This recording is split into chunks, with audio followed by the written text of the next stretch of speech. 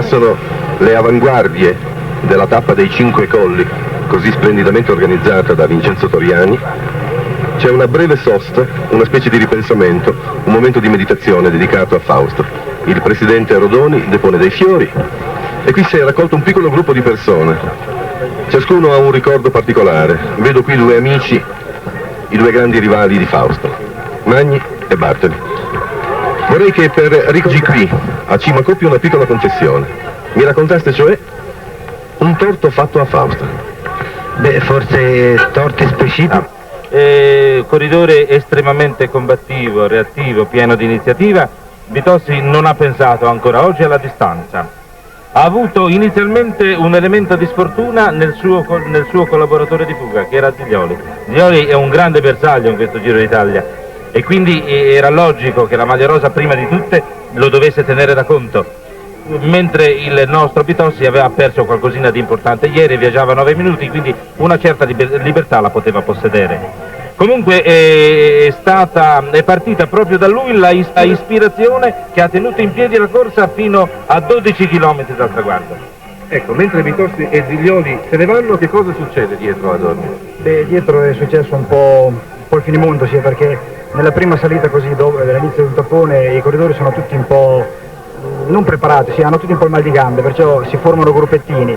Però il primo a scattare è stato Balmamioni, questa salita qua del Cima Coppi, poi hanno risposto Vitossi e qualcun altro. Dopo si è formato un gruppettino di 7-8 corridori, tra i quali Motta, e anche Til dietro ha fatto sempre lui l'andatura, sino dopo la Cima Coppi, che poi li ha presi in discesa. Difatti ecco, vediamo Ziglioli.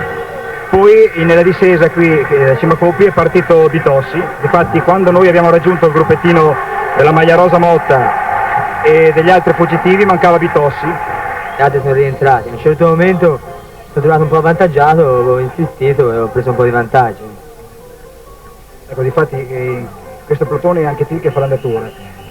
Sembrava una cosa strana, ma oggi anche Til è sempre stato in testa al plotone e ha sempre tirato lui, specialmente in salita durante la fuga di Vitossi. Poi tra condotta quasi incurante della minaccia che continuamente era sospesa sul suo capo. In questo io gli devo fare i complimenti perché ha riecheggiato quella che è la sua virtù costante. Ecco, abbiamo assistito al passaggio sul passo del Falsargo. Vorrei che intervenisse Adorni, mi pareva non so. Avevamo Portalupi che poteva essere, tante volte si pensano delle cose che poi la realtà non prova, potesse essere una staffetta di taccone per esempio. Si pensava che Balmamion, tra i primi delle staffette del gruppo, potesse essere una staffetta di Ziglioli. Ora bisognerebbe chiedere a lui ciò che è successo intorno a te, mentre eri in fuga. Ma io pensavo sulla penultima salita di provare a fare qualcosa.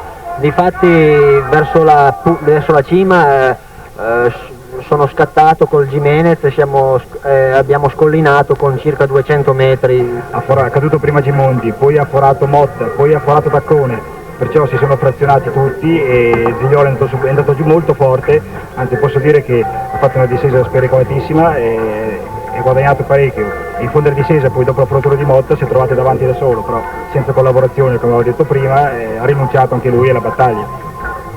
Una domanda a Vittorio Adorni.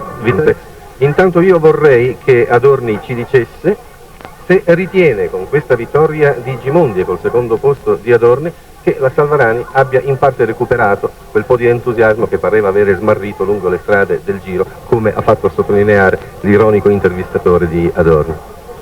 Sì, difatti abbiamo recuperato un po' di questo morale perché cercavamo di vincere una tappa, però se non l'avessimo vinta saremmo stati uguali lo stesso. Quando è scattato Gimondi gli ultimi 6 km sono rimasti tutti un po' perplessi, si sono guardati in faccia, poi hanno tentato l'inseguimento ma non ce l'hanno fatta, o non ce l'hanno fatto oppure non si sono trovati d'accordo, comunque Gimondi è andato molto forte e è andato all'arrivo. Lei evidentemente si portava in testa al plotone. Bene, gentili amici in ascolto, con queste immagini che vedono la vittoria di Gimondi qui a Belluno concludiamo la nostra trasmissione. Il Giro praticamente è finito, a meno di sorprese che davvero non auguriamo al bravo Gianni Motta. Il plotone è ormai persuaso.